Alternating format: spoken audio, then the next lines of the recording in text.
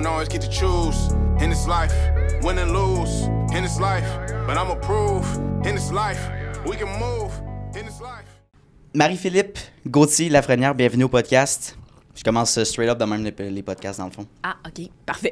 Bienvenue au balado. Je veux dire, on se connaît par l'entremise du club Distinction. Très cool. En fait, on a passé Annick, Catherine, Karine, puis Marie-Philippe, puis aussi Dominique Robitaille. Donc, c'est le fun. Je pense que c'est le fun de prendre le temps, oui, de connecter, tu sais, une fois ou 2 semaines par des déjeuners réseautage, mais aussi de prendre 1 heure de temps en studio pour savoir, hey, t'es qui comme entrepreneur, right? Fait qu'on le fait un petit peu aussi dans les déjeuners, mais là, on rentre deep dans le podcast. Fait que, bienvenue au podcast. Comment tu te sens aujourd'hui? Une petite tempête de neige, mais... Oui. Ben, écoute, c'est on y va. Quand on s'engage dans quelque chose, j'aime moi, ça. je suis là. Ouais, t'es comme je ça? suis là. Oui, vraiment. Ouais. Puis merci de me recevoir. Super contente d'être là ce matin. Puis effectivement, tu sais, on a la chance de se côtoyer 1 fois ou 2 semaines. Mais on s'entend, on est plein d'entrepreneurs qui sont super intéressants, qui ont leur business, qui ont toutes leurs choses à dire. Donc, c'est le fun de pouvoir prendre un moment ce matin pour pouvoir connecter avec toi, puis partager, puis en savoir un petit peu plus aussi l'un sur l'autre. Là. C'est le fun. Je suis d'accord, oui. On crée des liens, veux pas. Puis toi, c'est pas ta première expérience en podcast. Si je me trompe pas, tu as fait une première expérience avec la Chambre de commerce de...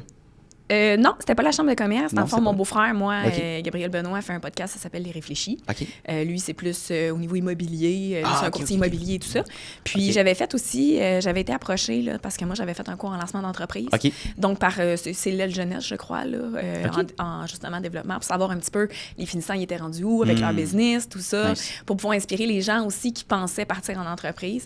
Donc, ça, c'était vraiment intéressant à faire. Comme en plus, c'était drôle parce que j'étais la première à passer, je le savais pas. Donc, tout le calibrage et tout ça, il n'y avait rien qui fonctionnait quand j'arrivais. J'étais stressée dans le tapis. C'était vraiment une belle expérience, je te dirais. Là, super enrichissant. Les filles étaient vraiment sa couche. Fait que, écoute, quand je peux, j'aime vraiment ça, faire des podcasts. Ouais.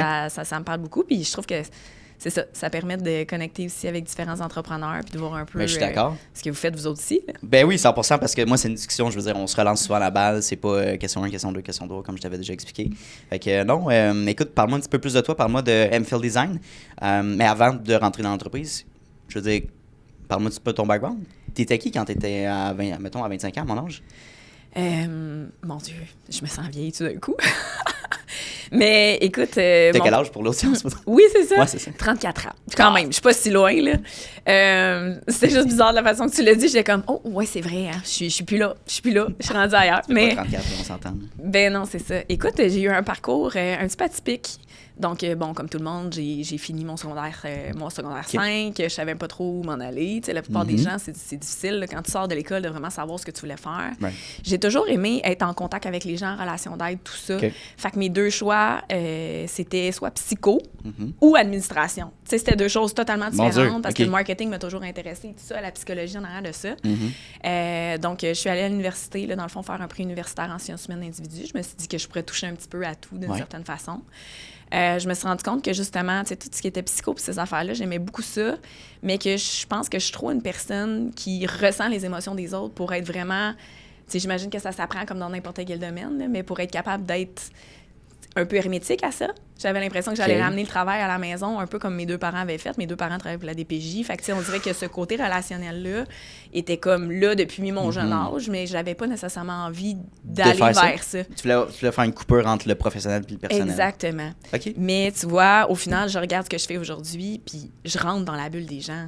Tu sais, ils me donnent accès à leur vie quotidienne, ils me donnent accès à ce qui se passe dans leur vie. Tu sais, il y a toujours des belles discussions qui vont sortir de là aussi parce que je rentre dans leur intimité, leurs besoins, leurs désirs, leur quotidien, tout ça. Fait que je pense que je retrouve inévitablement un petit peu cet aspect-là dans mon travail, ce qui fait en sorte que ça me permet de me connecter aux gens réellement. Puis c'est ce qui me fait triper aussi. Une grosse partie de mon travail, évidemment. Là. Ah, c'est vraiment cool, OK. Oui. Fait que finalement, c'est ça. J'ai fini mon prix universitaire de peine et de misère. J'étais pas très sérieuse, là, je vais être honnête. Là.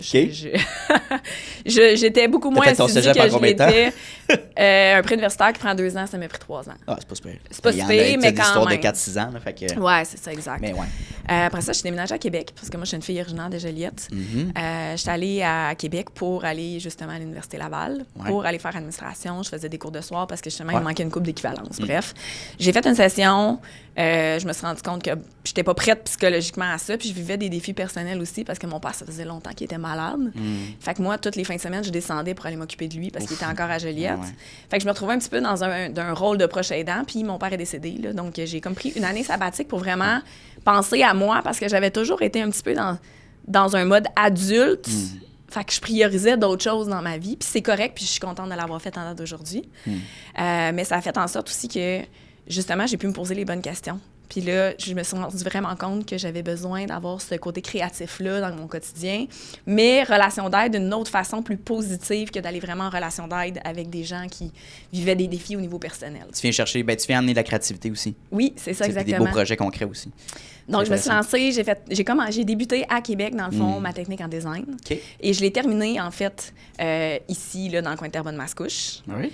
Quand j'ai terminé, j'étais allée travailler dans une super belle entreprise qui s'appelle Vanco Maronix, pardonne-moi, à Terrebonne, dans l'équipe marketing design. Donc, ça a été vraiment une super belle école parce que les autres font tout à même directement là-bas. C'est-à-dire que c'est rare encore les places qui font ça, mais toute la shop, mobilier sur mesure, sanitaire et tout ça, tout était fait à l'arrière. Fait que j'avais accès à tout le nouveau développement de produits qui allait être desservi dans les prochaines années, les nouvelles couleurs et tout ça, tout le développement. Fait que ça a été vraiment une super belle école pour moi.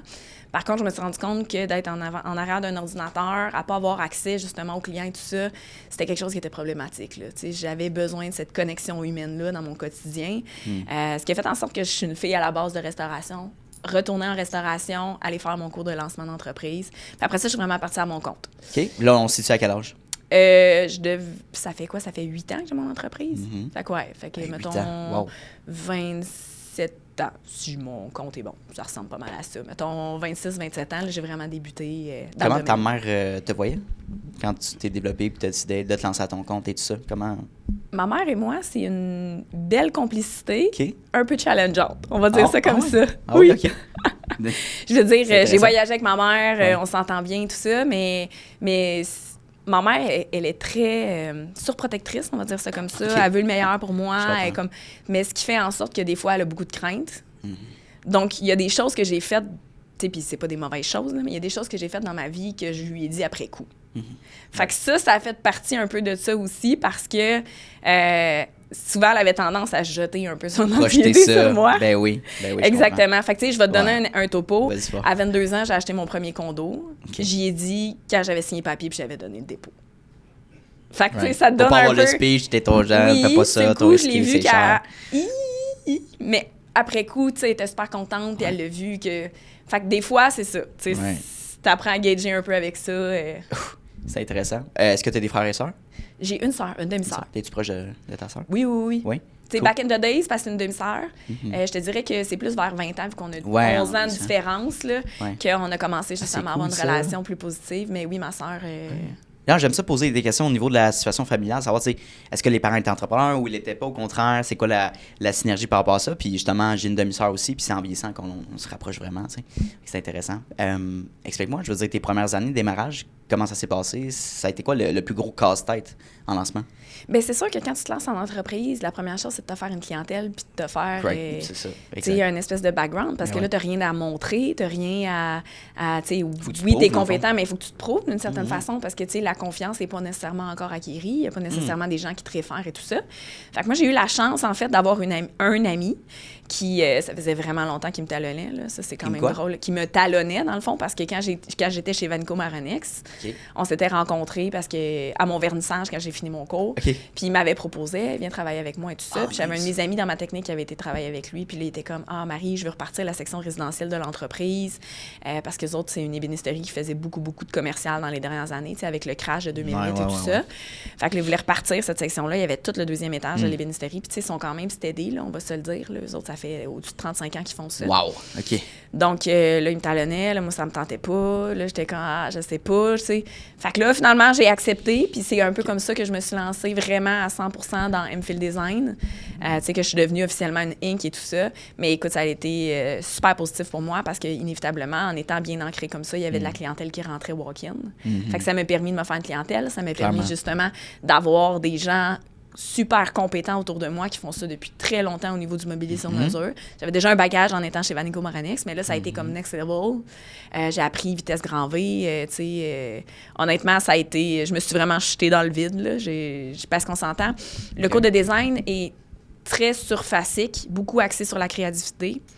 Donc, tout ce qui est technique au niveau du mobilier sur mesure, on n'a pas ce bagage-là, puis c'est relativement complexe. C'est probablement la chose la plus complexe, tout ce qui est cuisine, salle de bain au niveau du mobilier. OK. Mais tu faisais dans les classes, est-ce que c'est encore le cas? Oui, absolument. J'ai pris un stagiaire l'année passée, puis écoute, on partait de loin. C'est encore la même situation. OK. Oh, oui, wow. C'est comme... Puis, tu sais, pour vraiment maîtriser le sujet, je te dirais, j'ai été un bon 1 an et demi là, à faire mes classes, puis à comme, tu sais, poser des questions, puis quand ça arrive au dessin technique en bas, des fois, là, je me faisais ramasser. Voyons, t'as fait ça se peut pas, ça se fait pas, cette affaire-là. Toi, ta tablette, elle tient-tu dans le vide, tu sais? Mais c'est drôle, parce que c'est pas le genre de choses qu'ils nous apprennent à l'école. C'est pas le genre de choses qui vont vraiment pousser la note, même en technique, puis je te dirais que c'est encore pire au bac. C'est vraiment encore pire au bac, là. Puis, tu sais, je veux dire, c'est pas parce qu'ils rentrent dans d'autres sujets, dans d'autres thématiques qui sont très, très axés sur la créativité, là. C'est vraiment très... c'est du beau, là. Tu sais, il faut que tu mettes du beau. Puis, ils pondent des concepts exceptionnels, là. Tu sais, je veux dire, je voyais une fille au bac, là, faire des choses. C'est magnifique. Je suis pas en train de dire qu'on le fait pas, nous, là. Mais, tu sais, après ma barre, quand tu sors de l'école, ils ont tellement axé sur le côté créatif, puis ils survolent un peu tout, que dans la vraie vie, quand tu arrives, moi, je te dirais que c'est la chose sur laquelle tu te butes le plus. Wow. Parce que dans le pratico-pratique, c'est qu'il faut que tu penses toute l'arrière de la chose pour que ça soit faisable. Puis c'est une des grosses lacunes, je te dirais, même quand j'ai rencontré son professeur de stage au stagiaire l'année dernière. J'ai dit, écoute, il y a vraiment un gros manque à gagner là-dedans. Puis c'est pas pour rien que la plupart des designers, des fois, tu sais, ils nous appellent même les designers, tu sais, parce que, tu sais, dans le fond, on a la mauvaise réputation de pelleter un peu du nuage, là, de vendre des choses qui n'existent pas et tout ça, là.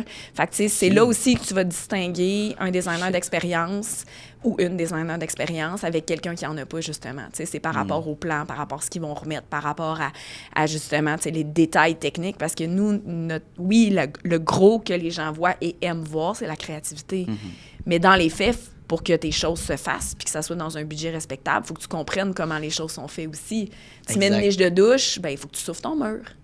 C'est plate, mais il n'y a pas personne qui va t'expliquer ça dans ta technique. Tu installes la céramique, comment qu'une base de douche, à quel endroit tu peux le mettre. Exemple, je sais pas, j'ai n'importe quoi. Tu veux une douche à l'italienne, c'est quelque chose qui est déjà existant. Ouais, mais là, il faut que tu penses à ta pente et tout ça. Fait que là, tu as plusieurs solutions qui s'offrent à toi, mais c'est le genre de choses qu'on t'apprend pas à l'école. Oui, c'est intéressant. Est-ce que tu dirais que tu es une personne qui apprend beaucoup plus sur le chantier, sur le terrain, que dans les livres? Oui. Clairement, tu absorbes un peu plus la même. C'est sûr que c'est concret, là, dans le sens comme quelqu'un dit c'est pas ça qu'on fait ça, il faut faire de même. Ah, OK, tu sais. Oui, bien, c'est à force de côtoyer. Puis, tu sais, moi, ça fait quand même quelques années aussi que je fais du service d'accompagnement chantier. C'est-à-dire que, tu sais, je fais pas de la gestion de chantier. Là. Je veux dire, j'ai l'entrepreneur général qui gère ses propres corps de métier et tout ça. Mais j'accompagne les clients là-dedans. Parce que souvent, tu sais, malgré que les plans soient très clairs, c'est pas tous les corps de métier qui vont réellement regarder les plans comme il faut. Ça m'est déjà arrivé, exemple, j'ai un îlot noir, il y a marqué prise électrique noire, le gars, il me sort 2 prises blanches.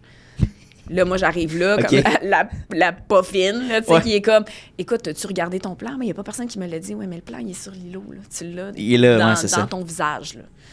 Tu sais, avec une belle photo de ce que c'est supposé donner, là. J'ai dit, je suis désolée, mais il va falloir que tu changes. Tu sais, ça, des fois, ça peut être irritant un petit peu, mais... Tu sais, c'est un peu là aussi où on rentre en jeu, où tu sais, je te donne un exemple, sort la plomberie, il n'a pas calculé qu'il y avait un revêtement mural, ça décale tout d'un demi-pouce, mais tu as 2 luminaires murales. Logiquement, si tu vas avoir ton miroir centré, faut que tu le calcules, ça. Fait que c'est des petits détails comme ça qui font en sorte que des fois, les gens sont plus ou moins... conscients de ça, ou... Pas nécessairement conscients, mais minutieux. Ah, OK. Minutieux par rapport à leur façon de travailler, parce qu'eux, ils vont juste regarder le plan vite, puis ils vont le faire le plus rapidement. Mais dans certains cas, ça va vraiment avoir un impact significatif sur le résultat final du client aussi. Comment tu fais pour sélectionner un bon entrepreneur général? Est-ce que tu en as passé par plusieurs pour avoir des bonnes références, disons, là, en 8 ans? Je te dirais que, tu sais, là, de plus en plus, c'est sûr, en faisant, je m'associe aux bonnes personnes puis je pose énormément de questions. Ouais, c'est quasiment comme une entrevue, là, c'est plate à dire, là, mais tu sais... C'est quoi les questions, mettons? Ben, les questions, entre autres, c'est quoi ton bagage? Est-ce que tu as déjà fait du commercial, exemple, si c'est un projet commercial? Est-ce que tu as déjà fait du résidentiel? Ton équipe, ça ressemble à quoi? Et c'est-tu des gens que ça fait longtemps que tu as aussi? Parce que, tu sais, on va se le dire, quelqu'un qui a un roulement de personnel important, des fois, ben ça fait en sorte que, justement, soit il y a des problématiques au niveau de l'intérieur de l'entreprise, mais oui, ça peut être un red flag. Quelqu'un qui commence, ça veut pas dire que c'est quelqu'un qui est pas compétent, mais, tu sais, ça m'est déjà arrivé d'engager un entrepreneur général, exemple, qui dit, ben moi, ça fait 10 ans que je travaille en construction, j'ai décidé de me lancer à mon compte. Oui, mais attends, là. T'as pas géré des chantiers, tu comprends? Exact. Tu faisais le travail qu'on te demandait. Tu n'avais pas nécessairement cette responsabilité-là.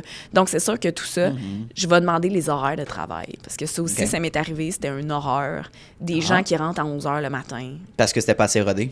Parce que, d'un, c'était pas assez rodé. De deux, la personne n'était pas assidue dans sa façon de procéder aussi. Donc, moi, tu sais, c'est important aussi que, surtout quand il y a des travaux où les gens habitent là, ils ont leur routine le soir, faut qu'ils continuent à vivre là-dedans. Non? Samedi soir à 8 h, ça ne l'attente pas là, de te voir en train de faire de la céramique. Là, c'est un irritant pour les... Je comprends. Quelqu'un qui n'habite pas là, c'est pas grave. Ou tu sais, des fois, tu dis, je veux un petit boom parce qu'on a pris du retard, le client est d'accord. Mais dans le day-to-day, là, c'est fatigant. C'est vraiment fatigant, même pour toi aussi, parce qu'il y a quelque chose qui arrive, exemple, dans le chantier, mais ils m'ont appelé à 8 h le soir. Hey, excuse-moi, j'ai vu telle affaire, oui, il est arrivé telle affaire. Ouais, mais moi, à 8 h le soir, j'étais avec ma famille. Là. Mais oui. Tu sais, comme n'importe qui est le moindrement, mettons... normal, là, qui a un équilibre de vie, disons. Envie d'avoir un équilibre de vie. Oui, je te dis pas que, tu sais, dans la gestion du day-to-day, ça m'arrive pas une fois de temps en temps de répondre quand c'est une urgence, mais quand c'est constamment ça, mais que c'est un chantier de 2-3 mois, ça devient clairement un irritant, autant pour le client que pour nous, là. Donc, c'est un peu ça. Ça passe par le respect, là. Respect des lieux, respect du client, respect de ses besoins, respect de son environnement, respect de mon temps, de mon énergie aussi, tu sais. Parce que ça fait partie des valeurs de l'entreprise d'Enfield Design. Là. Je te dirais, après ma barre, là, moi, le respect, c'est quelque chose qui est super important pour moi. Oui. Ben, autant pour tes clients envers, tu sais, mettons, le contracteur ou l'entrepreneur, que toi, tu sais, toutes les parties prenantes du projet. C'est intéressant. Absolument. Peux-tu me parler justement d'un projet que tu es la plus fière, mettons? Ben écoute, il y en a beaucoup. Ben, ils sont très variés, je te dirais. Mettons qui sort du lot, tu sais, qui dit hey, ça, c'était vraiment un exploit, mettons. Oui, c'est ça. Ben un qui m'a vraiment marqué, je te dirais, c'est on avait fait une résidence avec FGM Construction. C'était dans la Nodière, là, un petit peu plus au lac des Français. Okay. Donc, c'était une maison centenaire. Cool. Cliente adorable, vraiment, une 60aine d'années. Elle avait repris, en fait, c'était la maison familiale, là, dans le fond, elle allait passer ses étés quand elle avait 5-10 ans. Là. Elle avait tellement de bons souvenirs, puis elle voulait conserver ça. Écoute, elle a mis des milliers de dollars là-dedans pour essayer de la remonter, parce que niveau structural, c'était une maison qui était centenaire, sur le bord de l'eau, bon, et tout ça. Mais écoute, le résultat était juste magnifique. Puis on a vraiment conservé les vieux planchers, les vieilles poutres, l'essence même de ça. Puis elle me dit, écoute, quand ma famille est venue, ils broyaient tout. Ils étaient comme, mon Dieu, c'est magnifique, c'est écœurant. On peut tous se réunir en famille encore, mais dans une version meilleure, plus ergonomique, plus conviviale.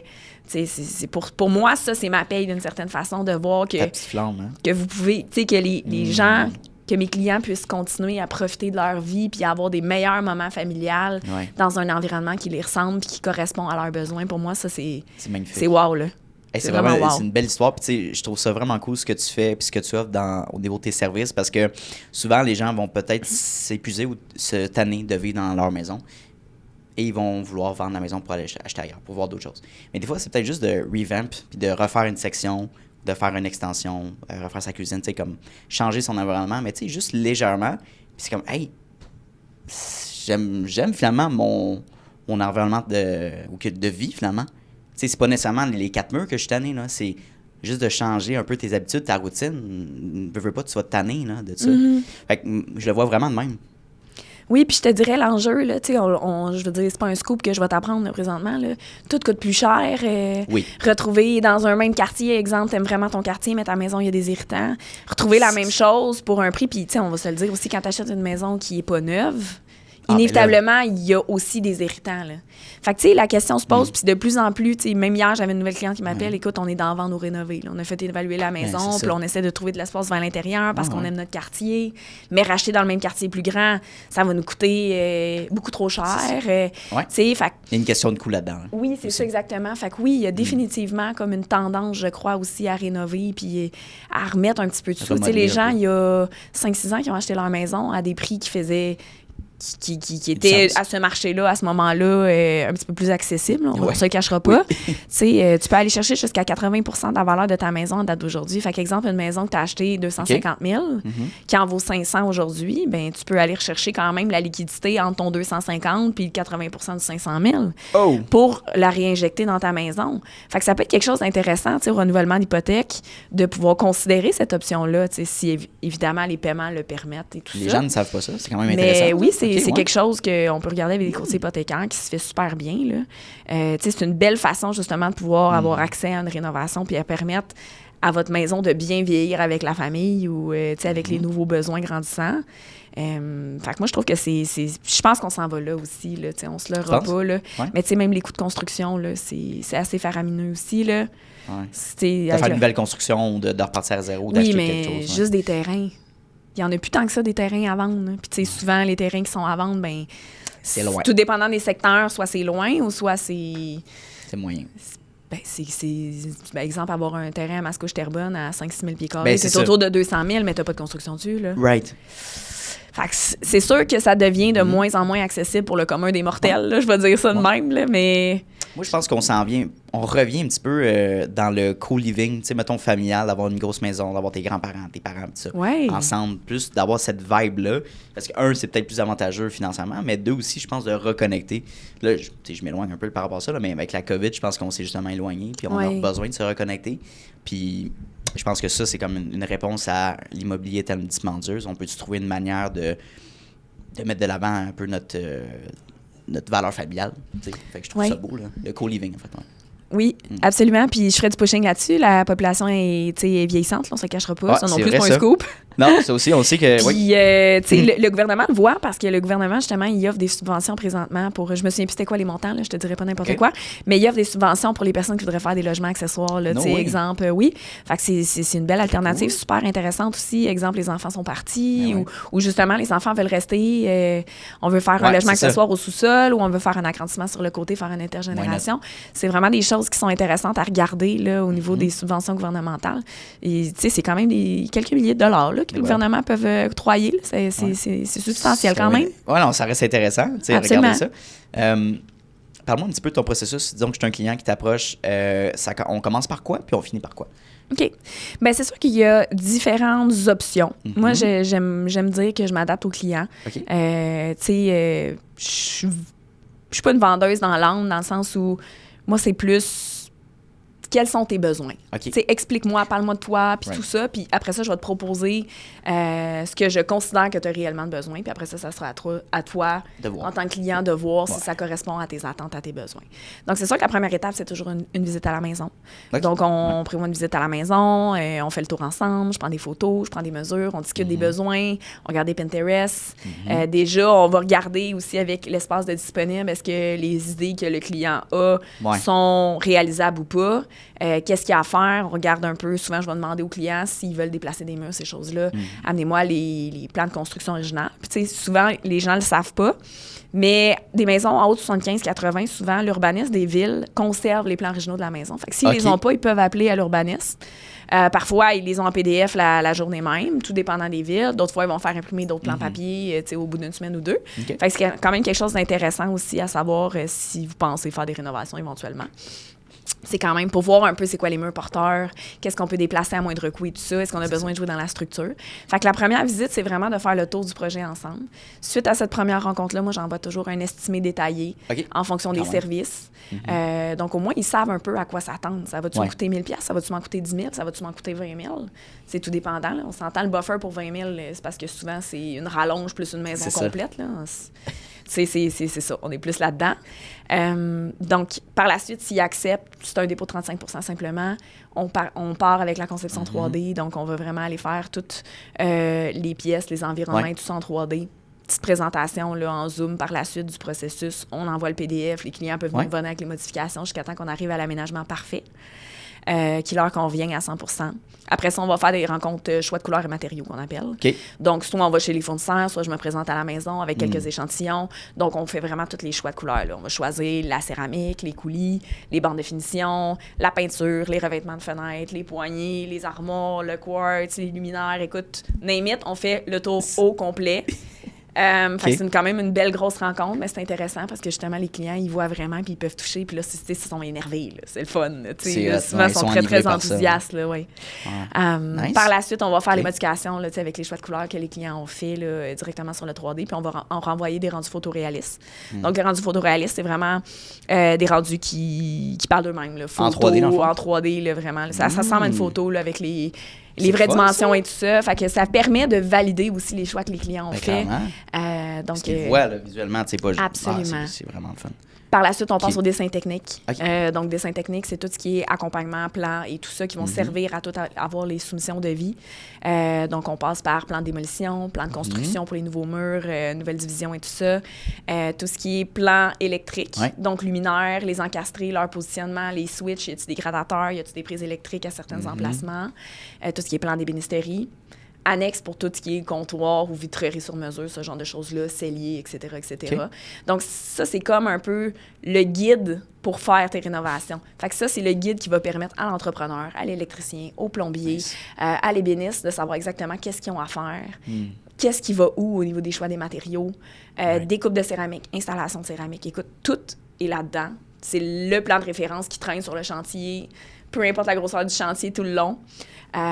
Puis par la suite, nous autres, on offre aux clients, en fait, de faire des soumissions avec des partenaires de confiance qu'on a. Okay. Donc, ils ont vraiment un budget prévisionnel complet avec les travaux de combien peut coûter l'ensemble de leur projet. Fait que ça, c'est chouette parce qu'avant de commencer, ils savaient exactement dans quoi ils s'embarquent. Ça, c'est génial pour ça.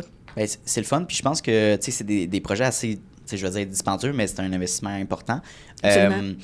Est-ce que des fois, il y a pas des frais cachés, mais comme des frais supplémentaires? Tu sais, c'est ça qu'on avait estimé, mais là, je sais pas, il faut rajouter genre un 30 000 dessus. Tu sais, comme, c'est-tu des situations qui peuvent arriver? Est-ce que les clients sont frileux par rapport à ça? T'sais? Mais moi, ce que je dis toujours aux clients, c'est si vous faites rien, calculez 50 % en matériaux de finition, puis 50 % dans tout ce qui est corps de métier et choses à faire, exemple, joint, peinture et tout ça. Fait que, tu sais, ça, d'emblée, c'est ça. Pas mal tout le temps, là, je te dirais que ça soit une salle de bain ou que ça soit une rénovation complète, c'est pas mal ça. Et un buffer d'environ 20 %. Quand même. Parce que, surtout dans le cas d'une rénovation ou même d'une construction neuve, il y a des pépins qui arrivent. Ben, c'est ça. Tu ouvres un mur, tu te rends compte que finalement, ta plomberie n'est pas faite en PEX, elle est faite en cuivre, n'importe quoi. Ou tu ouvres le mur, tu te rends compte qu'il y a de la moisissure, il faut faire des petits travaux, ou il y a une infiltration d'eau qu'on n'a pas vue à travers les années, où tu vois la sonde-pompe finalement est finie. Fait que ça n'a pas rapport nécessairement avec l'ensemble des travaux, là. Mais bien plus par rapport à, surtout dans le cas d'une rénovation, il y a toujours des petits pépins qui peuvent arriver à gauche, à droite. Clairement, Fait que c'est de prévoir mentalement. Ça veut pas dire que c'est ça. Des fois, ça se passe super bien. Mais au moins, je les prépare mentalement à ce que, oui, ça se peut qu'il y ait des petits, des petits frais supplémentaires. Ou, surtout en COVID, là, c'était vraiment... on était vraiment ailleurs parce que, je veux dire, tu pouvais signer une... les matériaux, je pense. Au mois, ils revoyaient leur budget puis leurs affaires. Mon Dieu. Fait que, ça, c'était terrible. Là. C'était pas le fun pour personne. Mais, là, on n'en est plus là du tout. Là. Je te dirais que... C'est comme revenu à la normale pour ça? Ben, les prix n'ont pas descendu à ce que c'était parce qu'on s'entend que tout coûte plus cher en date d'aujourd'hui. Mais ça reste que, il y a rarement des augmentations, à moins que, par exemple, tu fasses une construction neuve puis tu le fasses dans 1 an et demi. Là, ça se peut que, oui, il y a des grosses différences, mais sinon... Ça ressemble pas mal à ça. Ben, c'est vraiment un beau processus. Puis avant que je switch pour ma prochaine question, le processus, en moyenne, dure combien de temps? Ça va dépendre d'un projet parce que, tu sais, exemple, une salle de bain va être beaucoup moins longue que faire une maison entière, on s'entend. Ça dépend aussi s'il y a des architectes, des technologues qui sont là-dedans. Tu sais, quand on parle du commercial, le processus, juste pour faire approuver les plans de la ville, peut être extrêmement long. Exemple, on est sur un bureau comptable à Laval. Bien là, ça prend des ingénieurs en ventilation, ça prend des ingénieurs pour les gicleurs, ça prend un architecte pour les plans, ça prend moi, ça prend le bail, tu sais, dans le fond du locataire, ça prend... OK, c'est hyper long, là. Dans le commercial, ça peut vraiment s'étalonner pour 1 an facile. Okay, c'est ça. C'est versus une construction, exemple, d'une salle de bain. On parle d'à peu près peut-être 2 mois pour moi, puis peut-être la construction est peut-être 1 mois. Fait que c'est vraiment très, très changeant. Ça dépend du projet, ça dépend du client aussi, là, des fois. Parce qu'exemple, des modifications, quelqu'un qui est bien occupé, des fois, ça peut prendre 1 mois avant qu'il me revienne avec des modifications après le préliminaire. Donc, c'est sûr que ça aussi, là, ça échelonne les choses beaucoup. Versus quelqu'un qui, le lendemain, me répond avec une belle grosse liste de modifications. Parfait, ça va vite, c'est rapide, c'est efficace. Ça, exactement. Fait que ça dépend de l'implication du client aussi, là. OK.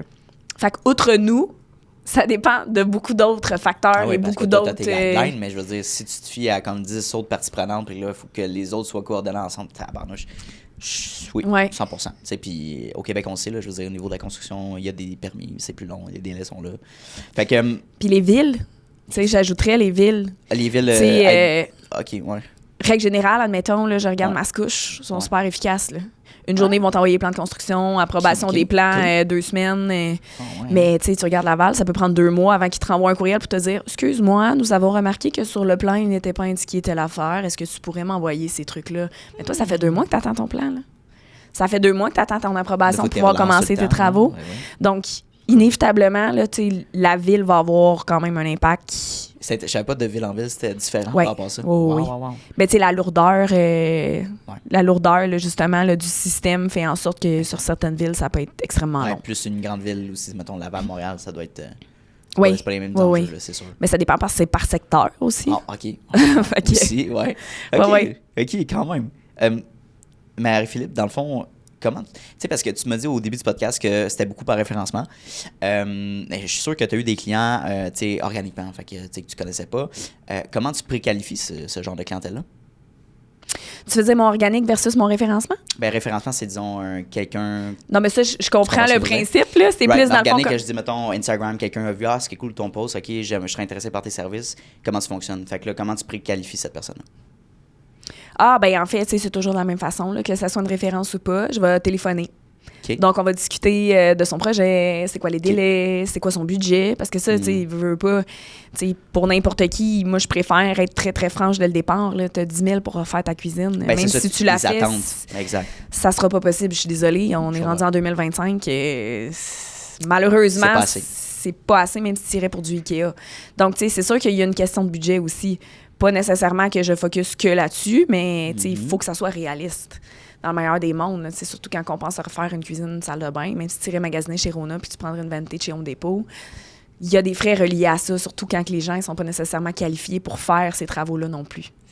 OK. T'as-tu une histoire ou une situation avec un client que ça s'est... Écoute, pour quelconque situation, ça s'est mal passé puis que tu as amené une solution assez concrète? Oui, il s'est passé cette année, justement. Là, j'avais des clients, en fait, qui avaient fait affaire. Je n'aimerais pas les compagnies, là, parce que c'est un peu bad. Ils s'étaient fait référer par un ami qui travaillait pour une entreprise pour de la porcelaine. Puis, tu sais, moi, j'ai toujours beaucoup d'ouverture par rapport à ça parce que, tu sais, des fois, quand on a des gens de confiance autour de nous, on veut les encourager puis on veut faire confiance en eux. Puis, j'avais jamais fait affaire avec cette entreprise-là. Puis, j'avais pas eu nécessairement que des bons commentaires. Mais en même temps, je me disais, garde, je laisse la chance. On va voir. La chance au coureur. Je veux dire, c'est quand même une compagnie reconnue et tout ça. Donc, on va là, on choisit la dalle, tout se passe bien, il nous fait un prix, on regarde au niveau des délais, tout concorde. Fait qu'on commence le chantier, tout va bien, parce que, tu sais, je fais du service d'accompagnement chantier, comme je parlais un petit peu tantôt. Donc, eux autres, je les accompagnais parce qu'ils étaient très occupés. OK, cool. Puis j'ai des clients aussi qui voyagent beaucoup, donc des fois, même dans leur rénovation, ils sont pas là, ils sont partis pour un voyage d'affaires ou, tu sais, ils prennent des vacances ou peu importe. Donc là, la personne vient prendre des mesures. Tu sais, les caissons avaient tout été installés et tout ça. Ils viennent prendre des mesures. Tout est beau. Ils partent avec ça 3 semaines. Tu sais, comme une semaine après, je relance. Bon, à quel moment pensez venir installer? Ah, ben là, finalement, on est rendu à 3 semaines de délai. Au départ, c'était pas ça. C'était 10 à 14 jours ouvrables. Là, je suis comme, OK. Mais là, t'as pas le choix. Tout est commandé, le dépôt est donné. Bon, tu te dis, bon, t'annonces ça au client. T'es comme, écoute, c'est un peu hors de mon contrôle. C'est pas ce qui avait été discuté. Là, les clients envoient un courriel. Ils sont pas contents, mais tu sais, qu'est-ce que tu veux faire? Finalement, au bout de 3 semaines, ils nous rappellent. En fait, ils rappellent mes clients. Ouais, on s'est rendu compte que finalement, on n'a pas assez de matériel. On a oublié de vous charger une dalle, alors que c'était très bien spécifié puis on s'était assuré. Donc là, on sait pas quand est-ce qu'on va en avoir. Fait qu'on peut pas faire vos comptoirs. Okay. Fait que soit vous choisissez autre chose ou, tu sais, on vous rembourse. OK, alors j'ai avec votre problème, là, c'est ça? OK, les vacances de la construction arrivent. Ah ouais. On fait quoi, là? Ouais. Puis tu sais, de la porcelaine, c'est pas tout le monde qui tienne ce stock-là, on va se le dire. Là. Clairement. Fait que là, les clients m'appellent en broyant, sont dans tous leurs états, ils capotent. On est à 2 semaines de la construction, tu sais. Fait que là, j'appelle une de mes reps, je suis comme là, faut que tu me sauves les fesses, là. J'ai dit, je m'en viens demain matin avec les clients, puis on choisit, puis comme, t'es-tu capable? Parfait, OK, let's go, prise de mesure, tatati, tatata. Finalement, ils l'ont eu avant les vacances de la construction, on était capable de sauver ça, puis tu sais, toute l'équipe s'est démenée vraiment pour être capable de justement, tu sais. Mais c'est là aussi où l'importance de bien choisir les gens avec qui tu travailles, parce que, tu sais, mes collaborateurs, mes fournisseurs, là, je te dirais, avec les années, j'ai vraiment choisi la crème de la crème, puis justement, c'est avec des situations comme ça que ça fait juste renforcer le lien de confiance aussi qu'on a avec eux autres, t'sais. Moi, c'est pas que vous fassiez des erreurs, c'est après ça de m'offrir des solutions qui est important, parce que ça m'est déjà arrivé, tu sais, pas nécessairement à eux autres, mais que, exemple, il arrivait, puis finalement, c'était pas la bonne couleur de comptoir qui installait chez le client. Là, tu fais quoi? Là? T'es pogné entre les deux. Mais tu sais, quand tu vois que les gens collaborent, qu'ils prennent leurs responsabilités, qu'ils sont prêts à mettre de l'eau dans leur vin, qu'ils sont... Tu sais, pour moi, ça vaut de l'or. Là. Pour moi, ça, c'est comme... L'erreur est humaine, c'est normal, ça fait partie de la game, mais c'est comment tu vas gérer ça au quotidien, puis qu'est-ce que tu vas m'amener comme solution qui va faire une grosse différence pour moi sur la confiance que j'ai. Sur la référence aussi, tu sais. Ben oui, ben c'est pour ça que je pose cette question-là, parce que, tu sais, on veut toujours offrir un bon service, mais des fois, il y a des situations que c'est comme, bon, it is what it is. Maintenant, mais est-ce que, tu sais, on abandonne le projet ou on trouve une solution active, puis toi, tu as été le lendemain matin, let's go, on trouve une solution. Et je trouve ça vraiment nice. Ça démontre aussi ton mindset par rapport à ça. C'est très cool. Ça fait 8 ans, MFL Design. J'aimerais savoir un petit peu plus tes ambitions. Où est-ce que tu veux l'amener? C'est une bonne question que je me pose encore aujourd'hui. OK. Mon coach d'affaires me dirait comment, ouais, let's go. Puis on dirait qu'il y a une partie de moi qui est très ambitieuse, qui veut beaucoup, tu sais, construire ça, high level et tout ça, avoir un bureau, pignon sur rue. Présentement, je travaille beaucoup de la maison parce que je suis énormément sur la route. Je fais beaucoup plus affaire avec des sous-traitants. Tu sais, comme hier, j'étais sur la Rive-Sud avec des technologues avec qui je fais affaire souvent. Donc, je vais lunch avec eux autres. Eux autres sont comme, ils me gossent. Ils sont là, hey, on vient de se pogner un nouveau bureau. Marie, viens-t'en. OK, ouais, viens-t'en avec nous, ouais. Mais j'aime tellement la liberté que j'ai présentement, puis mes enfants sont jeunes, de pouvoir justement avoir cette belle attitude-là de travailler à la maison. Exemple, ma fille était malade hier puis avant-hier, j'ai pu me permettre d'avoir ce luxe-là de travailler de la maison. Tu sais, pour moi, ça vaut beaucoup parce que pour moi, tu sais, autant la business est très importante, mes clients sont très importants, mais pour moi, garder cet équilibre-là, ça passe aussi par la présence avec la famille, la présence avec tout ça. Fait que je te dirais que pour l'instant, mon mindset, c'est oui, continuer à grossir, devenir encore plus excellente dans ce qu'on fait. T'sais, parce que l'excellence, ça fait partie aussi des valeurs de mon entreprise. Puis, mais pas à n'importe quel prix. Pas au prix de t'oublier. Exactement. De mettre moins de temps avec tes enfants, avec ta famille. Oui. OK. Ça fait vraiment une belle transition avec ta perspective avec l'équilibre de vie. Donc, tu sais, tu priorises, évidemment, ta priorité, c'est tes enfants, ton couple, tu sais, tes activités hors du travail. Qu'est-ce que tu fais hors du travail? Comment tu fais pour aller te ressourcer? Yoga. Ouais. Yoga show, Ouais. j'adore le yoga show. Ouais, je te dirais que si je pouvais, j'irais vraiment plus souvent. Là. Back in the day, j'y allais 3-4 fois semaine. Là. C'était vraiment... c'est juste que là, j'y vais comme une fois semaine. Quand même, ouais. Puis je complète avec le gym, là, parce que ça se met plus dans l'horaire aussi. C'est pas des cours steady. Mais c'est sûr que ça me permet de garder un méchant bon mindset de m'entraîner. Là. Nice. Sinon, tout ce qui est extérieur, moi, j'adore. J'étais une fanatique de hiking. Là, je veux dire, moi, la plus grosse montagne, le Mont Washington, puis tout ça, là, moi, ça me fait triper, mes reines. Grande voyageuse. Moi, pas de voyage, c'est comme là, j'en ai pas de bouquet, là, puis je dis à mon chum, je dis là, ça va pas, là. Quel genre de voyage qui te... J'ai beaucoup voyagé backpack quand j'étais jeune. Okay. Donc, Pérou, gros 2 semaines, Machu Picchu à pied, là, le 4 jours de hiking avec le mountain bike, cool. puis tout. Là, avec des amis ou tout seul? Avec vraiment? des amis, moi, j'avais des amis qui avaient fait un an de pack-sac, fait que j'allais les rejoindre dans des destinations. Très nice. Hawaï, tu sais, moi, j'aime mettre la barre haute. Là. Hawaï, je me souviens, c'était un de mes plus beaux trips de vie. Okay. Là. Kat Jolie, dans le fond, c'est avec elle que je voyage beaucoup. Là, celle que tu as passée, là, de ces jolies médico-esthétiques. Moi, c'est ma meilleure amie d'enfance. Je savais pas ça, c'est crazy, OK. Oui, on avait fait 2 semaines à Hawaï avec le gros Jeep Wrangler, il y a des capotables. Ouais, classique, on avait fait, écoute, trip de kayak, 28 km de kayak de mer, tout fait la Napoli Coast. Ça donne le goût. Écœurant, là, pour vrai. Là, Okay. Fait que moi, c'est ça. Ouais. Tu sais, je vais pas aller en autobus au Machu Picchu, je le monte à pied. Ça, c'est moi, pendant 4 jours. Il n'y a pas de zone grise, là. C'est noir ou blanc, on le fait ça. ou on le fait pas. Mais, crime. T'as-tu toujours été le même? Oui. Mais je pense que c'est ça, tu sais. J'aime relever des défis, j'aime pousser toujours la chose plus loin. Puis je pense que ça fait partie de moi. J'aime j'aime me challenger, j'aime découvrir, puis c'est ce que le voyage m'amène beaucoup, tu sais. Ah, Voyager en resort avec des enfants, c'est le fun. Mais tu sais, aller voir vraiment comment les gens vivent. Tu sais, au Pérou, je me souviens, là, on mangeait puis on dormait chez les gens. Là. Pour moi, c'était écœurant de pouvoir me connecter avec cette culture-là. Puis ça te garde tellement les pieds à terre aussi de pouvoir juste être tous sur le même pied d'égalité. Il n'y a pas de...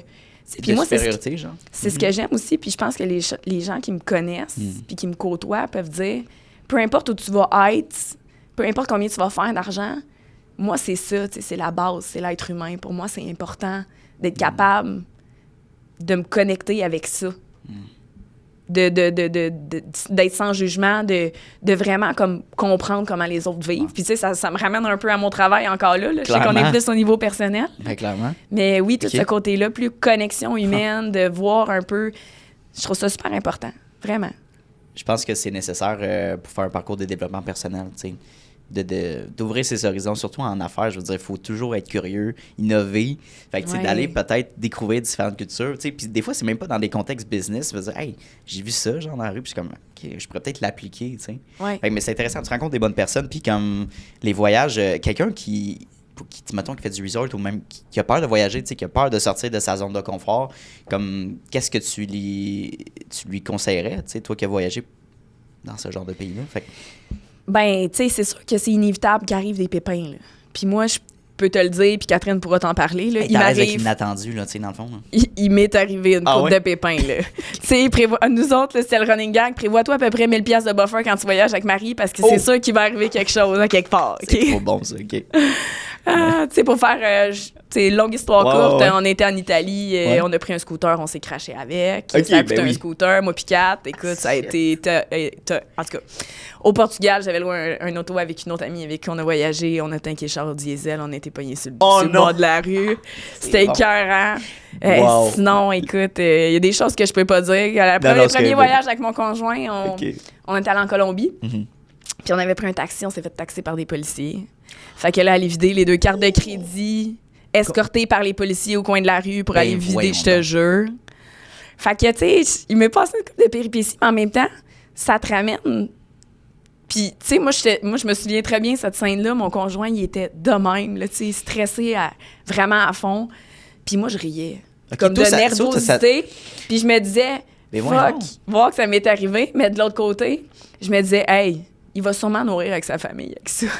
Fait comme, c'est un don de charité. Genre, je pense que c'est la seule personne qui pense de même. Je dis, hey, mais tabarnak, là. Non, je plus jamais.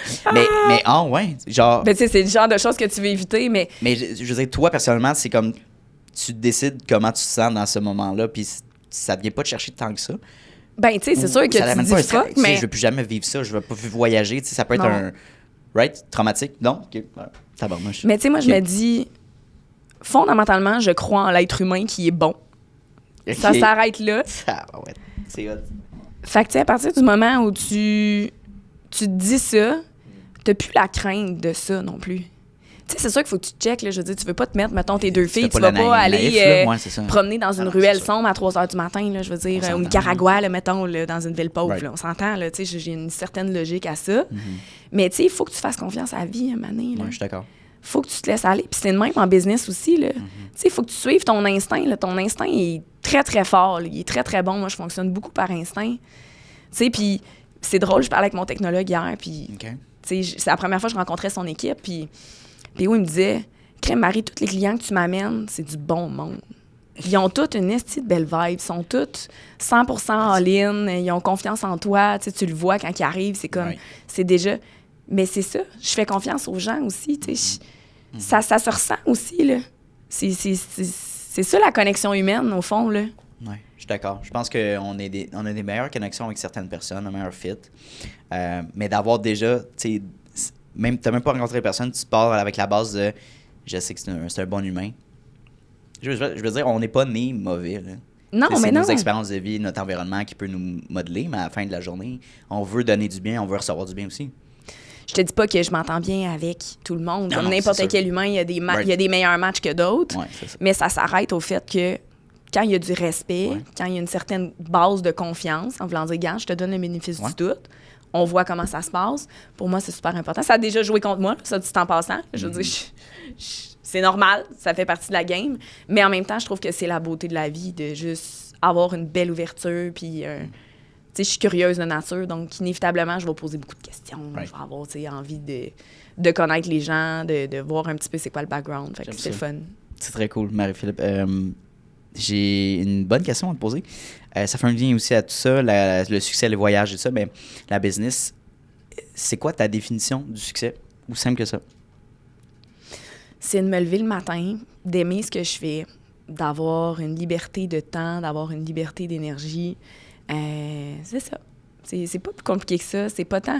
Tu sais, je te cacherai pas, mettons, j'ai investi en immobilier, tu sais, j'ai du locatif, j'aime investir, j'aime apprendre et tout ça, mais après ma base, c'est d'avoir du plaisir dans ce que je fais. Puis, tu sais, je pense que n'importe qui se lève le matin puis qui s'en va puis qui se dit « Wow, j'ai une belle journée devant moi », ça donne de l'énergie.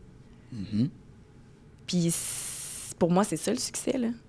C'est de pouvoir, justement, avoir cette liberté-là de me dire le matin, « Hey, j'ai le goût de me booker un voyage dans 6 mois. Ça va me donner envie de me lever le matin, tu sais. Hey, en fin de semaine, je vais aller avec mes enfants, ça va être le fun. Je vais avoir la liberté de temps puis d'énergie de ne pas regarder mon téléphone, de ne pas regarder mes courriels. Hey, aujourd'hui, j'ai une belle journée, je vais rencontrer un nouveau client, je vais connecter, tu sais, je vais voir qu'est-ce que je peux faire pour l'aider. Tellement. En tout cas, je sais pas comment toi, tu vois ça. Je te retourne la question. Merci. Non, c'est vraiment intéressant. Tu sais, des fois, c'est rare, en fait, les gens vont me dire comme faire de l'argent, si on s'entend. Non, c'est ça. Souvent, on va ramener ça à la vie personnelle et tout ça. Mais tu sais, ouais, je pense que moi aussi, c'est au niveau de développer une équilibre de vie qui est saine par rapport à moi, tu sais.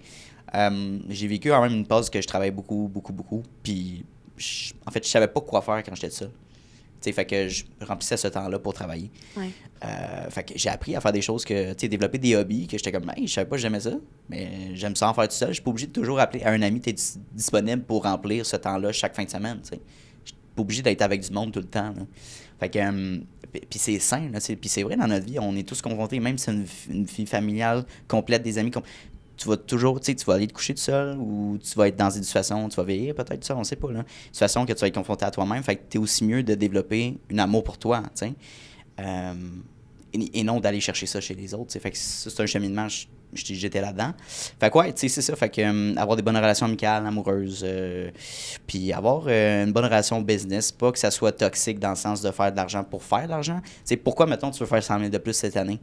Cool. Tu veux juste le mettre dans ton compte chèque? Tu veux-tu le faire fructifier? Est-ce que tu veux t'acheter des affaires? Tu veux-tu voyager? Qu'est-ce que tu veux faire avec ça? Parce que sinon, pourquoi tu travailles? Pourquoi tu te casses la tête à faire un revenu supplémentaire quand tu seras à l'aise à faire tel montant, mettons? Fait que, pour moi, c'est ça.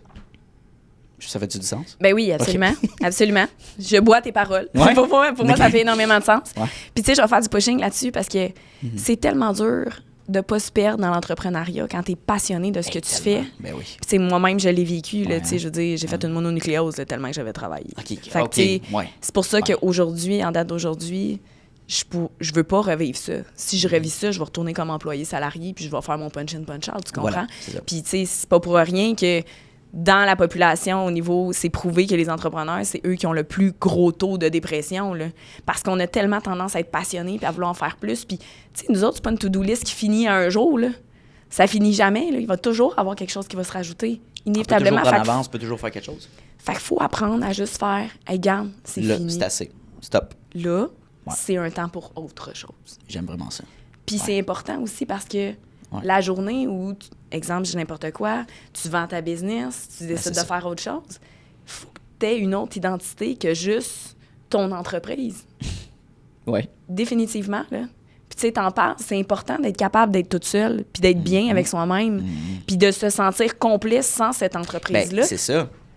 Sans avoir besoin d'un autre. Puis je pense que, là, je parle plus personnel, là, mais d'être dans le besoin d'être en couple pour être en couple. Il y en a du monde, là, c'est comme c'est des colocs qui s'aiment pas vraiment, mais tu as besoin d'être avec quelqu'un pour être comblé. T'sais. Mais non, tu sais, c'est. Puis la business aussi, ça peut être un peu le semblant. T'sais. Fait que, non, on peut facilement s'oublier. Puis en vieillissant, t'es comme, ma petite flamme, c'est pas juste développer une business, c'est beaucoup plus que ça, c'est ton implication. Parlant d'implication, parle-moi un petit peu plus de ton rôle en tant que présidente au Club Distinction. Tu as pris le flambeau, mais c'est quoi, genre, qu'est-ce que tu as appris depuis que tu es présidente? Mais c'est sûr que c'est un bel exercice de leadership. Okay. On va se le dire. Ouais. Parce que, tu sais, inévitablement, oui, j'ai le CA qui m'accompagne, dont toi pour les réseaux sociaux, d'ailleurs. On est très contents. Yes. Mais, tu sais, c'est un travail d'équipe, mais c'est un travail de leadership aussi, parce que souvent, tu sais, c'est un peu au président que revient le rôle d'initier les CA, de préparer un peu l'ordre du jour, d'avoir la vision. Évidemment, Karine, que tu as aussi passé en entrevue, Karine Corriveau m'aide énormément depuis qu'elle est au rôle de vice-présidente. Quoique Chantal aussi et Annick ont été ultra présentes aussi pendant un certain moment. Je pense qu'il y avait le goût de peut-être se retirer un petit peu de la gestion, ce qui est totalement normal aussi. Ça amène du nouveau aussi, c'est le fun aussi. Oui, ben oui. Absolument. Puis c'est le fun, c'est ça c'est rafraîchissant. Puis je te dirais que ça fait aussi que toutes les idées sont bonnes. Fait que chacun puisse mettre leur grain de sel. Fait que je te dirais que mon rôle, moi, c'est plus de leadership puis plus de synthétiser un peu les 1001 bonnes idées, en fait, du CA aussi pour justement redonner. Tu sais, là, on a des belles activités de consolidation aussi d'entrepreneurs. Tu sais, souvent, on va impliquer les partenaires aussi, tu sais, les partenaires de vie de chacun d'eux autres. Tu sais, des fois, même, c'est les enfants qui sont rendus plus grands qui viennent à certaines réunions. Mais c'est beau de pouvoir voir que les entrepreneurs se soutiennent, qui s'aident à grandir, qui créent des belles collaborations. Tu sais, je pense à Madaille, justement, avec Catherine puis Marjo, qui avait fait justement des tirages dans le temps des fêtes ensemble pour pouvoir pratiquer, tu sais, partager entre eux autres. Catherine puis moi, on est en train de regarder peut-être pour faire un événement ensemble aussi. Fait que, tu sais, c'est le fun parce qu'on a le même type de clientèle d'une certaine façon. T'sais, c'est des gens qui prennent soin d'eux, qui sont dans l'esthétique et tout ça, l'esthétisme et l'esthétique. On va se le dire comme ça.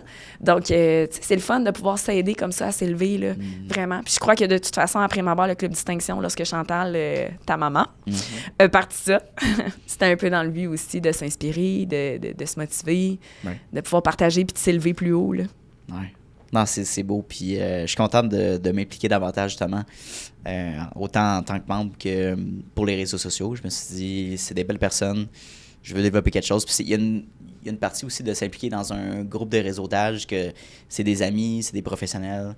Tu sais, je veux dire, notre dernier déjeuner, ça serait intéressant d'en parler un petit peu, là, mais on a parlé de l'anxiété, puis du stress, puis de vivre ça, puis c'est vraiment, j'ai une passe là, dans les derniers mois assez intense par rapport à ça.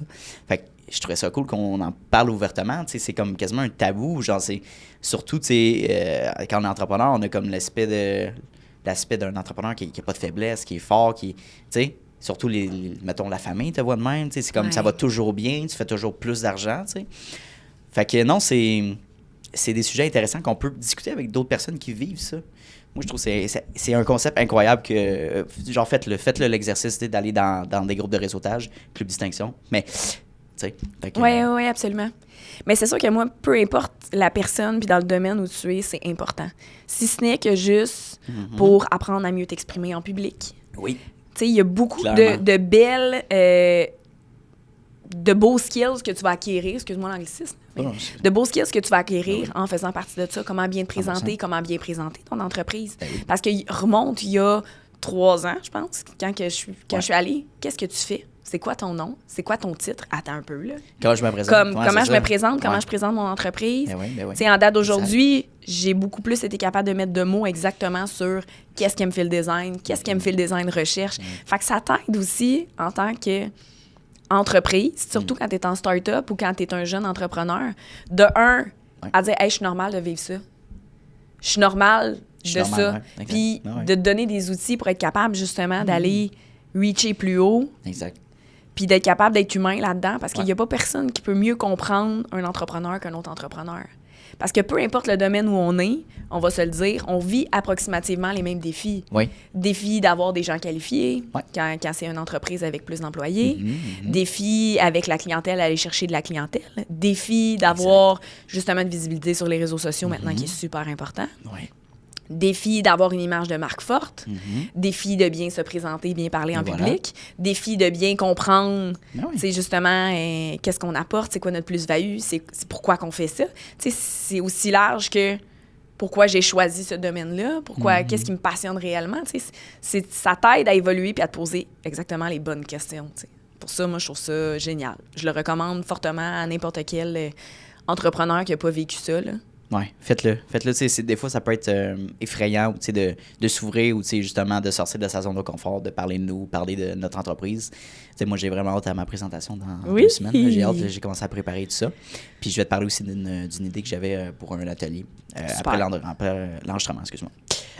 Marie-Philippe, ça a été un vrai plaisir. J'ai une dernière mini-question à te poser. Dis-moi. Disons que tu faisais un podcast... en ce moment, disons que ton podcast, c'est On Jase Business. OK, parfait. Puis que c'était toi l'animatrice, right? OK. Fait qu'à la place que ça soit moi, ça soit une Marie-Philippe de, on va prendre 18 ans. Qu'est-ce que tu lui dirais? Qu'est-ce que tu lui conseillerais? Oh, méchante bonne question. Fait que là, moi, je suis l'animatrice. Là, tu parles à toi-même de 18 ans.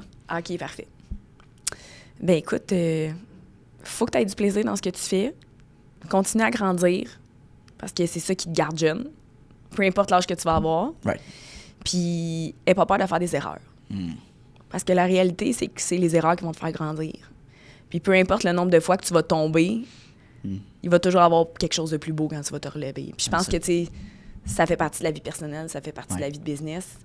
Les épreuves vont faire en sorte que si tu es capable de le voir d'un côté positif puis de tirer le mieux de ça, tu vas juste continuer à grandir puis continuer à évoluer. Puis je pense que, tu sais, l'être humain est bien fait pour ça, là. J'ai l'air d'avoir full confiance en la vie. Les licornes pis tout. Mais, tu sais, la réalité, c'est que je pense que c'est ça aussi, là. Tu sais, c'est de s'entourer de belles personnes positives, justement, qui vont, oui, t'aider à traverser ces épreuves-là, mais qui vont te soutenir un peu là-dedans et tout ça. Fait que c'est pour ça qu'un exemple, un club de réseautage, ça peut être ultra bénéfique, mais, tu sais, aussi par tes amis, qui vont avoir une grosse influence. Absolument. Tu sais, quelqu'un qui croit pas en toi, quelqu'un qui va avoir justement tendance à te freiner. Oui. Tu sais, parce que ça a l'air niaiseux, mais quelqu'un qui n'a pas travaillé sur lui peut être, ben comme n'importe qui fait des changements dans sa vie. Tu sais, je pense à quelqu'un, exemple, qui se met à l'entraînement de façon intensive. T'es donc bien intense, pourquoi tu bois pas un verre, pourquoi ta. Mais tu sais, c'est parce que lui, par rapport à lui, tu sais, il voit pas pourquoi tu le fais, mais si toi, par rapport à toi, tu le fais, puis t'es comme juste vraiment groundé, puis tu sais que c'est la bonne chose à faire, faut que tu t'entoures de personnes qui le voient que c'est la bonne chose à faire, ou du moins qui respectent ton choix puis qui va t'encourager dans ton choix, même si c'est pas celui qui aurait fait. Oui. Non, 100%. Puis c'est bon aussi d'avoir différents groupes d'amis, tu sais, entrepreneurs, tu sais, des amis qui sont employés, mais tu sais, qui ont un bon mindset aussi, qui sont positifs, qui peuvent t'amener à autre chose. Fait que 100%. Puis tu sais, je pense que c'est important, oui, de s'entourer des gens qui sont motivants, inspirants, mais aussi d'avoir des gens qui peuvent te challenger. Absolument. Dans le club, justement, on le fait, là, mais mettons, hey, qu'est-ce que vous pensez de telle chose? Ah, c'est pas une bonne idée de faire ça, d'après moi. Ah, c'est peut-être une bonne idée, je sais pas. T'sais. Mais tu sais, d'amener différents contextes, on veut pas juste des yes man, on s'entend, sinon on n'évolue pas. T'sais. Fait que, il y a une valeur ajoutée d'avoir des critiques positives, tu sais. Absolument. Constructives. Fait que, ouais. Mais pour ça, il faut accepter de se rendre vulnérable. Fait que ça, il faut l'apprendre pas aussi. Le prendre personnel aussi, on s'entend. Oui. Right. Mais, tu sais, ça passe... N'importe quelle connexion humaine passe par la vulnérabilité, là. Tu sais, je veux dire, je sais pas si tu as lu le livre de Guillaume Dulude, là. Non. Le chercheur d'or. Écoute, c'est ça, magnifique. Recommandation, ça? Okay, Recommandation 100%. Il l'a même fait en version, c'est lui là, qui le lit, là. En version, tous ses chapitres, ça dure 24 heures là, sur Spotify. Ouais. Ah ouais, OK. Mais lui, il a passé sa vie à étudier, puis là, je vais paraphraser, là, ça se peut que ce soit pas exactement ça, mais il a passé sa vie à étudier la connexion. OK. Tu sais, de quand il était en Afrique tout seul, à voir comment les gens communiquaient, tout ça, là, je te dis, c'est assez impressionnant. Mais, tu sais, ça passe par la vulnérabilité. Fait que dès que tu laisses voir un peu de vulnérabilité à quelqu'un, l'autre a envie de se connecter puis de t'en donner un petit peu aussi. Fait que, tu sais, ça passe par là aussi. Si tu fais juste démontrer à tout le monde que t'es donc bien forte puis que ça va tout le temps bien puis que ça va être difficile de connecter avec l'autre aussi. Puis ça va être difficile, justement, d'aller chercher cette zone de confort-là qui va faire en sorte que les gens vont avoir envie de te dire les vraies choses. Justement, puis de te challenger un peu. Hey, je savais pas ça. OK, ouais, c'est vraiment un... Mais oui, tu sais, essayez là, justement, de vous ouvrir. Des fois, ça peut être gênant, puis une peur, tu sais, par rapport à ça, mais clairement, c'est avantageux. C'est juste avantageux. Mais à quel moment tu t'es senti vulnérable, puis ça allait pas, puis t'en as parlé à quelqu'un de confiance, on s'entend, quelqu'un qui est une bonne personne, pas genre quelqu'un dans le métro que t'as jamais vu. Non, c'est ça. On s'entend que t'es dans une belle situation. De la famille. Exactement, puis que t'as eu un feedback négatif. Probablement jamais, là. Non, pas jamais, non. Tu sais, comme aujourd'hui, on se parle. Exact. C'est super positif. On a un bel échange. Exact. On parle de la vie, on parle de la business, on parle de tout. Mais tu sais, moi, je me sens connectée à toi parce que justement, j'apprends à te connaître. J'apprends à voir comment pareil. tu sais. Fait que cet échange-là de vulnérabilité puis juste de simplicité puis d'authenticité fait en sorte que justement, on peut monter d'un niveau aussi parfois. Tu sais, moi, ça m'est arrivé. Développe la relation avec la personne. Absolument. Right. Puis, tu sais, dans les RDA, qui sont des rencontres d'affaires. Rencontres d'affaires, oui, c'est ça, ouais. Des rencontres d'affaires. Tu sais, moi, ça m'est déjà arrivé à une des membres, Nancy, tu sais, qui a plusieurs employés. Comment t'as fait de te rendre là, tu sais? Qu'est-ce qui fait en sorte? On dirait que j'ai dit là, j'atteins un plafond, tu sais. Là, je sais pas si je devrais engager ou pas. Comment tu le vis? Comment tu le fais? Comment tu sais que c'est le bon candidat? C'est quoi tes critères? Tu sais, il faut être capable de le dire, puis il faut être capable de demander à des gens aussi que tu trouves wow, qui t'inspirent, comment eux ont fait. Puis ça, on a trop souvent peur de le demander, je trouve. Ouais. Puis on devrait tellement pas, parce que les gens, ça leur fait tellement plaisir. Tu penses que c'est une peur de déranger l'autre ou genre de « Ah, il est pas accessible, ça vaut pas la peine ». C'est une bonne question. Je pense que c'est la peur de justement montrer qu'on n'est peut-être pas assez à certains moments. Oui, ça peut être la peur aussi de déranger. Ça dépend des personnes. Ça dépend c'est quoi tes struggles personnels. On s'entend, on est tous très différents. Exact, ouais. Mais en même temps, je regarde les meilleurs dans ce monde. Ils ont tous des mentors, là. Ben, ils ont tous des coachs, ils ont tous des mentors. Tu sais, c'est comme, il y a peut-être quelque chose. Puis à certains moments, ils ont des coachs différents aussi. Ils vont dire, OK, parfait, j'ai l'impression que j'ai tiré le meilleur de cette personne-là. Je vais aller me chercher quelqu'un parce que présentement, mon besoin est plus sur telle option ou telle affaire, admettons. Fait que, tu sais, pour moi, c'est ça aussi de constamment apprendre à évoluer, c'est d'être capable de se regarder dans un miroir puis de se dire les vraies choses en pleine face puis de se dire, hey, c'est de ça que tu as besoin pour continuer à évoluer. Es-tu prête à faire ce qu'il faut pour le faire ou pas? Ouais.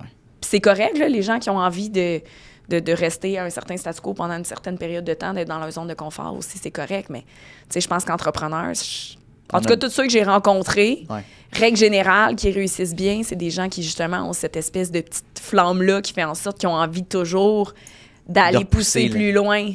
Repousser toujours notre limite. Puis je pense que c'est un peu une mission de vie de toujours en apprendre plus sur soi, tu sais. Sans s'épuiser de genre faire des choses que c'est trop intense, il faut que tu t'écoutes, là, mais je pense que c'est important, puis c'est un peu le why de pourquoi on vient au monde. Là, on parle vraiment loin, là, mais je pense que oui, je pense que ça vient de... Parce que, veux pas, on va finir là-dessus, là, mais on grandit dans un moule, dans le sens qu'on rentre, nos parents ils disent parfait, poursuis des études, OK, primaire, secondaire, cégep, université. Mettons, tu as fait le parcours classique.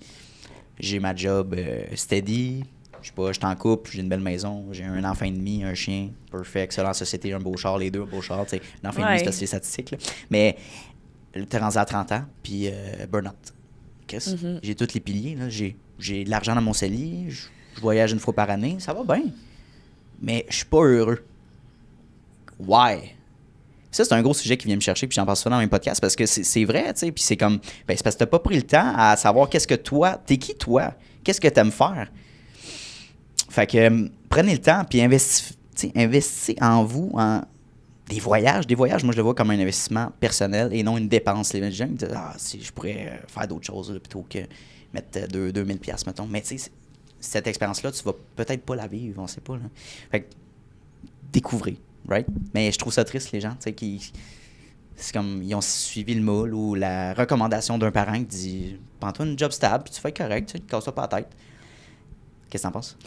Ben, j'en pense que j'ai rien... Tu sais, je peux ajouter simplement « La vie va finir par te faire travailler sur toi, inévitablement, il va arriver quelque chose. Tu vas te shaker assez. Pas le choix, right? Que Mané, il va falloir que tu prennes conscience que comme la vie, c'est pas juste « Je m'en vais là, c'est tout, puis... » Merci, bonsoir. On va coucher le soir d'assiette, là. Ouais, fait que, je vais faire du pushing sur ce que tu dis. Ouais. Moi, je vais te donner un exemple sur les voyages. Pour moi, c'est super important. Pour certaines personnes, ils n'en ont pas envie, puis c'est correct. Mais nous autres, dans notre budget familial, à tous les mois, on a un compte, ça s'appelle Voyage. Nice. Puis on met tout le temps un montant dessus parce qu'on sait que autant mon conjoint puis moi que notre famille, on en a besoin. C'est un besoin comme se nourrir. C'est un besoin comme se loger. Pour nous, c'est un besoin. C'est pas un désir. Ben, tu sais, c'est un désir aussi, mais tu comprends ce que je veux dire? Pour garder un équilibre de vie, pour être capable de, justement, garder le cap puis être capable de continuer à gérer nos business. Mon conjoint est courtier immobilier aussi, fait que lui aussi... Un emploi du temps très demandant, absolument. Pour être capable de garder cet équilibre de vie-là qu'on aspire, le voyage fait partie de nos besoins. Puis tu budgètes par rapport à ça. Absolument. Right? Ça, c'est hot. J'aime vraiment ça. Je pense que j'aurais pris une autre heure avec toi. On s'en fait ça une autre heure. Ben oui, c'est ça. Mais on peut juste arrêter les caméras. Ouais, c'est ça. Non, mais t'as-tu aimé ton expérience? Comment t'as aimé la vibe aujourd'hui? Absolument. Oui, vraiment. on est rentré un petit peu plus deep que je pensais, tu sais, comme plus dans le minding humain, puis tout ça, puis la psychologie, mais ouais, vraiment, j'ai adoré. Super belle expérience. Merci beaucoup de ton invitation, Anthony. Of course, je veux dire, de toute façon, on se voit assez souvent, fait que je me suis dit, let's go, on fait un bel épisode ensemble. Dernière petite mention par rapport à ça. Moi, ce que je propose aux invités, c'est de faire un part 2 6 mois, savoir what's next, qu'est-ce qui s'est passé, les voyages que tu as faits. Parfait. Puis, ouais, les nouveaux projets, right? Fait que je te lance la balle, puis on se reparle dans 6 mois pour un part 2. Yes. Merci encore pour ton passage. Puis, voilà, on se revoit bientôt. Merci à toi, Anthony. Merci. Hey, salut, ça fait déjà la 2e fois qu'on se voit dans cette même vidéo-là. Donc, merci de ton attention, puis merci de ta discipline, parce que c'est un mince pourcentage des gens qui sont capables d'écouter du début de l'épisode jusqu'à la fin. Donc, merci beaucoup de ta discipline. Ça démontre énormément de motivation de ta part et bien sûr d'un aspect important de l'entrepreneuriat que oui, la motivation c'est important, mais la discipline c'est encore plus important. Donc, merci de ton attention. La meilleure manière que tu peux me repayer pour ce podcast-là, vu qu'il est accessible à tous et gratuit, il va rester gratuit. Ça, c'est important. Notez-le à quelque part. Je tiens qu'il reste gratuit, accessible à tout le monde.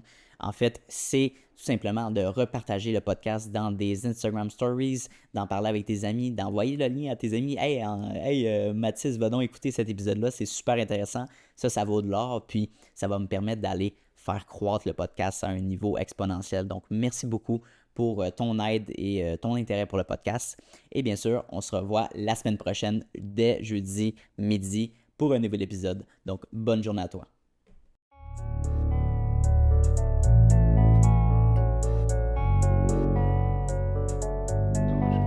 You don't always get to choose in this life, win and lose in this life, but I'ma prove in this life we can move.